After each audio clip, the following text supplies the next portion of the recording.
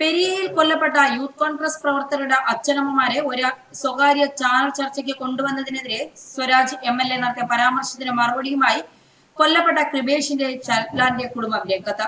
കൊല്ലപ്പെട്ട യൂത്ത് കോൺഗ്രസ് പ്രവർത്തകരുടെ അച്ഛനമ്മമാരെ കൊണ്ടുവന്നത് മനുഷ്യത്വരഹിതമായി പോയെന്ന സ്വരാജ് MLA പരാമർശത്തിനാണ് കൃപേഷിന്റെയും ശരത്തിന്റെയും അച്ഛനമ്മമാർ മറുപടി നൽകിയത്. ഇത്തരമൊരു അവസ്ഥയിൽ എത്തിയവരോട് സംസാരിക്കാൻ സ്വരാജ് മടിക്കുന്നത് എന്തിനാണ്? ഞങ്ങൾക്ക് പറയാനുള്ളത് ലോകം അറിയേണ്ടേ?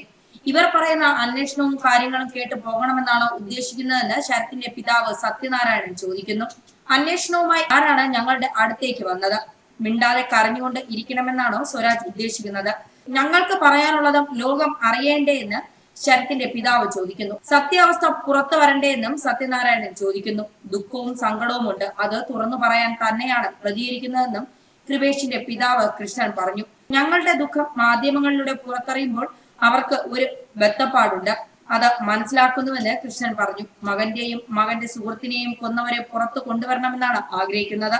മകന്റെ മരണത്തിൽ നീതി തേടി ജീവിച്ചിരിക്കുന്ന അത്രയും കാലം പോരാടുമെന്നും കൃഷ്ണൻ പറഞ്ഞു. അതേസമയം കാസർഗോഡ് ഇരട്ട കൊലപാതകത്തിൽ TP വധക്കേസ് പ്രതികൾ ഉണ്ടോ എന്ന് അന്വേഷിക്കണമെന്ന് കോൺഗ്രസ് നേതാവായ തിരുവഞ്ചൂർ രാധാകൃഷ്ണൻ പറഞ്ഞു.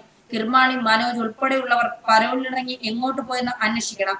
കൊല നടത്തുന്നതിന് മുമ്പ് യുവാക്കളെ ഇടിച്ചിട്ട വാഹനം എവിടെയാണ് നിർത്തിയിട്ടിരിക്കുന്നതെന്ന് അന്വേഷിക്കണമെന്നും തിരുവഞ്ചൂർ ഒരു സ്വകാര്യ ചാനൽ ചർച്ചയ്ക്കിടെ പറഞ്ഞു. TP വധക്കേസിലെ 2 പ്രതികൾക്ക് ഈ കൊലപാതകം നടക്കുന്നതിന് മുമ്പ് പരോൾ നൽകി പുറത്തുവിട്ടിട്ടുണ്ട്. അടിയന്തരമായ കാര്യങ്ങൾക്ക് മാത്രമേ കൊലക്കേസ് പ്രതികൾക്ക് പരോൾ അനുവദിക്കാറുള്ളൂ.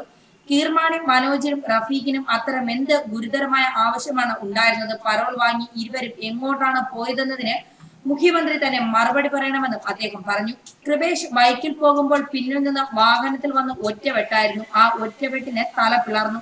എങ്ങനെ അത്തരമൊരു വെട്ടുവെട്ടാൻ സാധാരണ ഒരാൾക്ക് കഴിയും? വളരെ പരിചയമുള്ള ഒരു ഗുണ്ടയ്ക്ക് മാത്രമേ അത്തരമൊരു കൃത്യം നടത്താനാകൂ. അതുകൊണ്ട് തന്നെ അത്തരം കൃത്യങ്ങൾ അന്വേഷിക്കാൻ ഇവിടുത്തെ പോലീസിനാകില്ല. കേസിൽ CBI അന്വേഷണം നടത്തിയേ മതിയാകൂ എന്നും തിരുവഞ്ചൂർ ആരോപിക്കുന്നു. എന്നാൽ ഇതിനൊക്കെ തെളിവെവിടെ എന്നായിരുന്നു CPM നേതാവ് ആനത്തലവട്ട മാനന്ദന്റെ ചോദ്യം. ഇത്തരമൊരു ആരോപണത്തിന് തെളിവുണ്ടെങ്കിൽ അത് നൽകണം.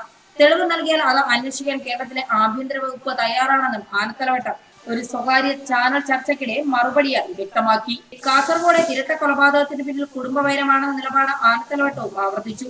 ദീർഘകാലമായി തമ്മിൽ പകയുണ്ടായിരുന്ന കുടുംബങ്ങൾക്കിടയിലാണ് ഇത്തരം കൊലപാതകങ്ങൾ ഉണ്ടായത്. കൊല നടത്താൻ രാഷ്ട്രീയ ബന്ധം ഉപയോഗിച്ചു എന്നത് തെറ്റാണ്. അതിനാലാണ് ലോക്കൽ കമ്മിറ്റി അംഗമായ പീതാംബരനെതിരെ പാർട്ടി നടപടിയെടുത്തത്. എന്നാൽ രാഷ്ട്രീയമായ കാരണങ്ങളാണ് കൊലപാതകത്തിലേക്ക് നയിച്ചതെന്ന് ആനത്തലവട്ടം കൃത്യമായി മറുപടി നൽകിയില്ല. പാർട്ടി നടത്തിയ അന്വേഷണ പ്രകാരം കൊലപാതകം വ്യക്തിപരമായ കാരണങ്ങളാണെന്നാണ് ആനത്തലവട്ടം മറുപടി നൽകിയത്. രാഷ്ട്രീയ കൊലപാതകങ്ങളിലെ പല ചോദ്യങ്ങൾക്കും CPM നേതാക്കൾ മൗനം പാലിക്കുന്ന രീതിയാണ് കാണുന്നത്. കൊലയാളികൾ പാർട്ടിക്ക് അകത്തു തന്നെ ഉള്ളപ്പോൾ എങ്ങനെയാണ് നേതാക്കൾ മിണ്ടുന്നതെന്ന ചോദ്യവും ഉയരുന്നു. ന്യൂസ് ഡെസ്ക് മലയാളി വാർത്ത.